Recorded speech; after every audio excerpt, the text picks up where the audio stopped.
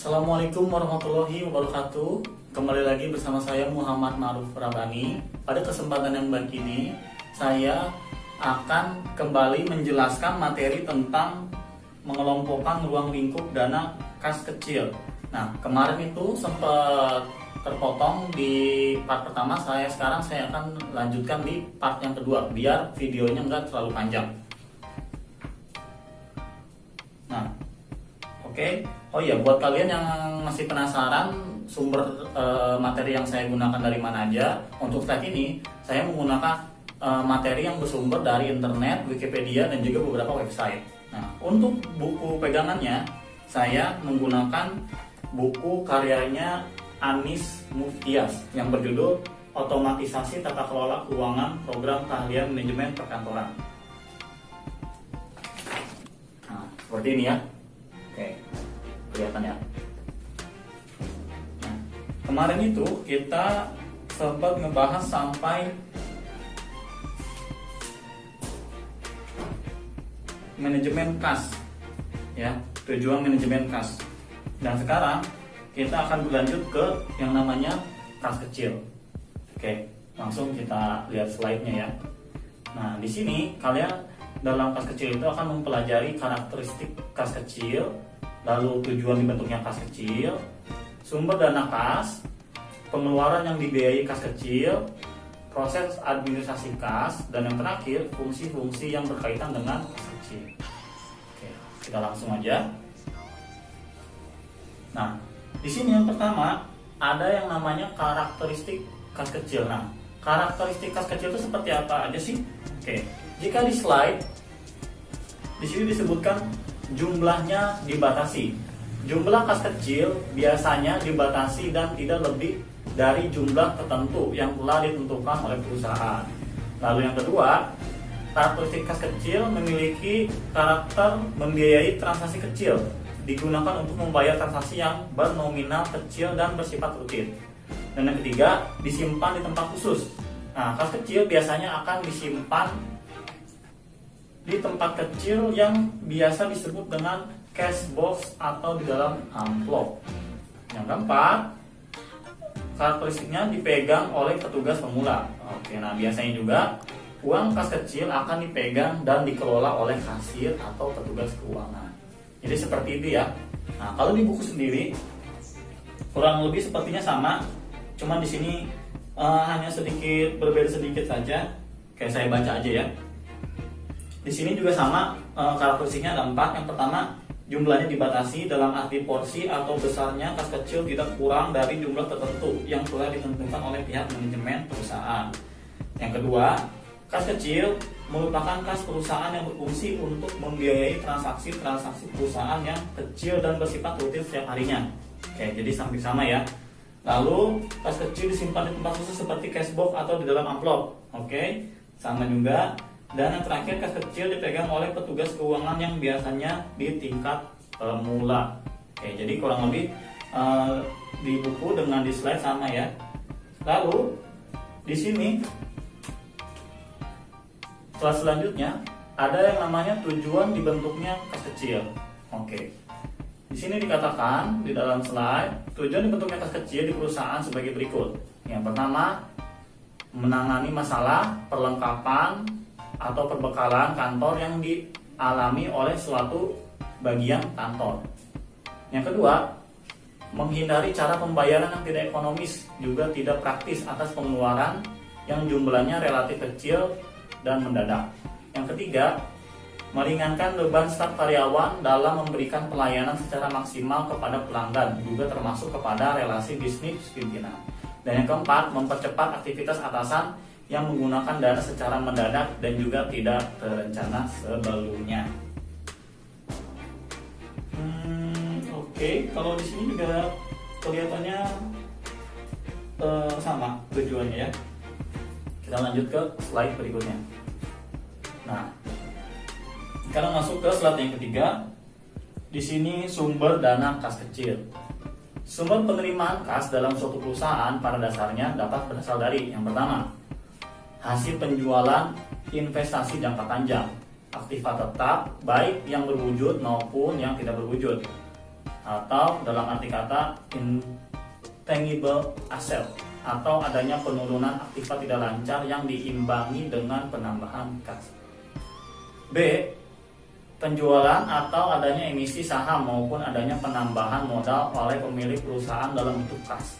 C. Pengeluaran surat tanda bukti utang, baik jangka pendek atau wesel maupun utang jangka panjang, dalam kurung utang obligasi, utang hipotek, atau utang jangka panjang lain, serta bertambahnya utang yang diimbangi dengan penerimaan kas. Oke, yang D, adanya penurunan atau berkurangnya aktiva lancar selain kas yang diimbangi dengan penerimaan kas pembayaran. Berkurangnya persediaan barang dagangan karena adanya penjualan secara tunai, adanya penurunan surat berharga karena ada penjualan dan sebagainya. Yang E, adanya penerimaan kas karena sewa, bunga atau dividen dari investasinya, sumbangan ataupun hadiah, maupun adanya pengembalian kelebihan pembayaran pajak pada periode-periode sebelumnya. Dan yang terakhir, keuntungan dari operasi perusahaan. Apabila perusahaan memperoleh keuntungan, neto dari operasinya berarti ada tambahan dana dari perusahaan yang bersangkutan. Oke. Yang ketiga, sumber dana kas. Nah, di sini sepertinya juga hampir sama semuanya ya. Saya bacakan aja ya sebagai sumber tambahan referensi kalian. Oke. Di sini dikatakan sumber kas perusahaan dapat diperoleh dari berbagai sumber. Sumber penerimaan kas dalam perusahaan diantaranya meliputi sebagai berikut: A. Penjualan atau emisi saham. B. Adanya penambahan modal dari pemilik perusahaan. C. Hasil penjualan investasi jangka panjang seperti investasi aset, baik aset tetap berwujud maupun aset tidak berwujud. D. Adanya pengeluaran surat tanda bukti utang baik jangka pendek maupun jangka panjang. E. Adanya penerimaan kas dari biaya sewa. F. Penerimaan kas dari bunga dan dividen. Dan G. Laba dari operasional perusahaan. Nah, di sini sepertinya lebih rinci juga ya. Oke, nanti kalian bisa tambahin juga kalau kalian pengen rampung materinya. Selanjutnya, keempat, pengeluaran yang dibiayai kas kecil. Nah, di sini di slide dan di buku sepertinya memang lebih lengkap di buku. Nah, kita baca dulu yang di slide. Oke, kalau di sini pengeluaran yang dibiayai kas kecil yang pertama adalah pembelian perlengkapan dalam jumlah kecil, yang kedua pembayaran beban angkut, yang ketiga pembayaran beban listrik dan air, yang keempat pembayaran beban servis kendaraan, yang kelima pembayaran pemasangan iklan. Nah, kalau di buku dikatakan pengeluaran yang dibiayai kas kecil ialah yang pertama pembelian materai, perangko maupun benda pos lainnya. Yang kedua, tagihan listrik, tagihan air, telepon, dan faksimil. Yang ketiga, biaya transportasi. Keempat, biaya langganan surat kabar dan internet. Yang kelima, pembelian gula, teh, kopi, dan sebagainya. Lalu selanjutnya ada biaya untuk keperluan fotokopi, penjilidan, dan sebagainya. Selanjutnya ada biaya juga untuk keperluan rumah tangga kantor. Nah, rumah tangga kantor seperti apa ya? Saya juga masih belum tahu rinciannya seperti apa. Mungkin kalian bisa komen di bawah nanti. Lalu selanjutnya ada biaya untuk perjalanan dinas dan biaya lain-lain seperti sumbangan, souvenir, dan sebagainya. Oke, kalau di sini mungkin lebih kepada contoh realnya begitu ya kalau di buku. Oke, cukup juga. Nah, selanjutnya yang kelima, proses administrasi kas kecil. Nah, di buku dikatakan untuk mengetahui kegiatan administrasi kas kecil, petugas administrasi kas kecil harus mengetahui prosedur atau proses kegiatannya. Kegiatan administrasi kas kecil meliputi pembentukan dana kas kecil, pengeluaran dana kas kecil, dan pengisian kembali kas kecil. Nah, prosedur pembentukan dana kas kecil adalah tata urutan, proses atau mekanisme dari pembentukan dana kas kecil yang melibatkan pihak berwenang. Di sini pimpinan perusahaan atau manajer keuangan. Dalam mengeluarkan surat keputusan atau SK pemberian otorisasi dana kas kecil dilampirkan bukti surat keluar yang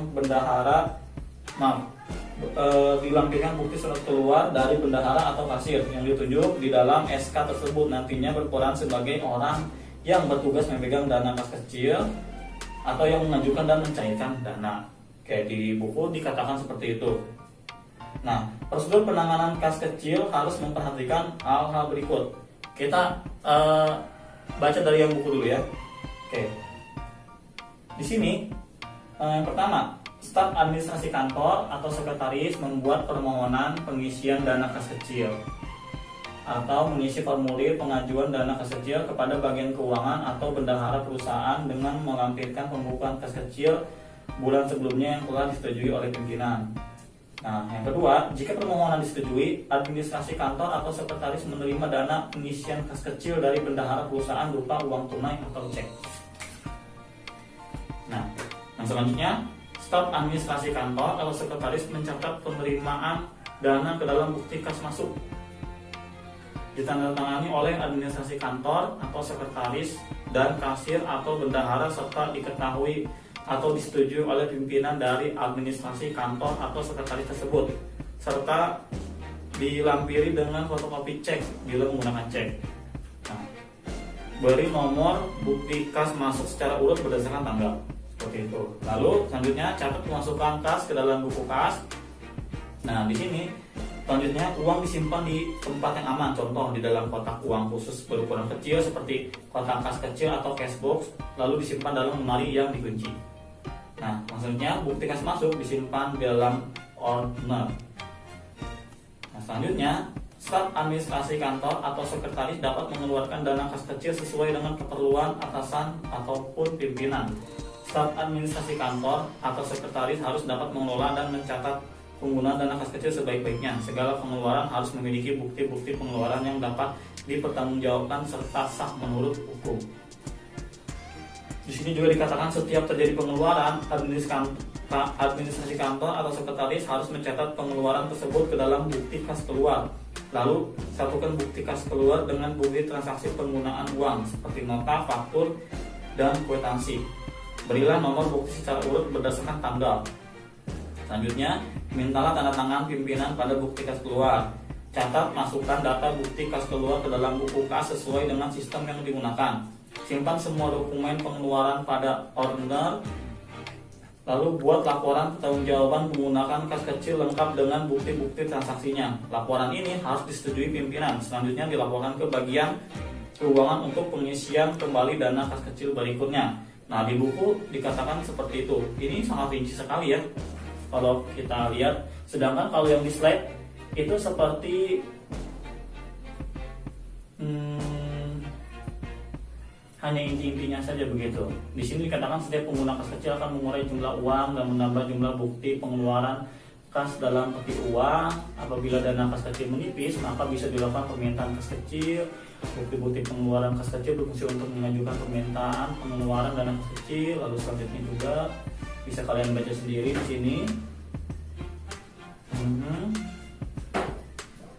Nah, bukti di sini dalam mengelola kas kecil, pemegang kas kecil harus menyiapkan beberapa kelengkapan dokumen untuk mengelola kas kecil, antara lain seperti bukti kas keluar atau bukti pemasukan kas kecil, ada juga cek permintaan pengeluaran kas kecil, bukti pengeluaran kas kecil, permintaan pengisian kembali kas kecil, dan buku kas kecil. Jadi ini seperti intinya saja ya. Kalau di sini dijelaskan lebih rinci lagi. Oke. Nah, di sini yang keenam atau yang terakhir ialah fungsi-fungsi yang berkaitan dengan kas kecil. Di sini kurang lebih sama di buku dengan yang ada di slide. Kita baca saja yang di slide. Yang pertama, fungsi kas yaitu untuk mengisi cek, meminta dokumen otorisasi terhadap cek, dan menyerahkan cek kepada pemegang dana kas kecil pada saat pembentukan dan pengisian dana kas kecil. Lalu yang kedua ada fungsi akuntansi, pencatatan pengeluaran kas kecil, pencatatan transaksi, pencatatan pengisian kembali dana kas kecil, pencatatan pengeluaran dana kas kecil, pembuatan bukti kas keluar. Yang ketiga, fungsi yang berkaitan dengan kas kecil yaitu fungsi pemegang dana kas kecil, bertanggung jawab terhadap penyimpanan dana kas kecil, pengeluaran dana kas kecil sesuai dengan otorisasi dari pejabat tertentu yang ditunjuk, dan permintaan kembali pengisian dana kas kecil. Yang keempat, fungsi yang memerlukan pembayaran tunai.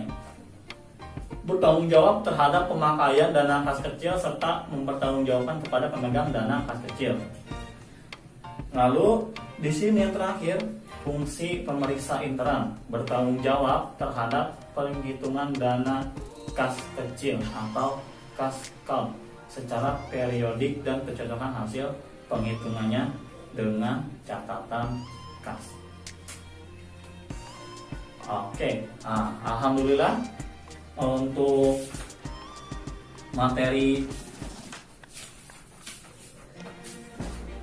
mengelompokkan ruang lingkup dana kas kecil sudah selesai. Nah, sengaja juga materi ini tidak saya simpulkan supaya kalian bisa menyimpulkannya sendiri, dan bisa jadi itu juga nanti akan menjadi tugas buat kalian untuk menyimpulkan materi yang telah saya jelaskan atau yang telah saya paparkan. Dan kalian juga mesti ingat posisi saya di sini memberikan kalian pengetahuan, bukan berarti saya yang paling pintar atau saya tahu ya. Di sini kita juga sama-sama belajar gitu. Bedanya mungkin saya baca duluan gitu. Jadi saya tahu duluan dibandingkan dengan kalian. Nah, ketika kalian sudah pelajari, bahkan kalian nanti jika kalian sudah pelajari, kalian cari lagi dari sumber-sumber yang lain, bisa jadi kalian yang lebih tahu daripada saya gitu. Makanya yang saya pengen itu ketika kalian mempelajari materi tersebut, kalian nanti bisa lihat di slide, bisa juga tadi mendengarkan buku yang saya baca tadi, terus juga kalian cari sumber-sumber yang lain, bisa dari buku-buku yang lain, bisa dari internet, Wikipedia, website gitu. Dan nanti saya berharap ketika kita video conference via Zoom, nah kita di situ bisa diskusi. Kira-kira ternyata fungsi-fungsi kas itu ternyata ada lagi loh. Ternyata masih ada ini dan ternyata lebih efisiensi jika diperlakukan seperti ini. Oke. Jadi seperti itu ya. Baik, cukup sekian dari saya. Mudah-mudahan kita bisa ketemu di lain kesempatan. Terima kasih atas perhatiannya. Assalamualaikum warahmatullahi wabarakatuh.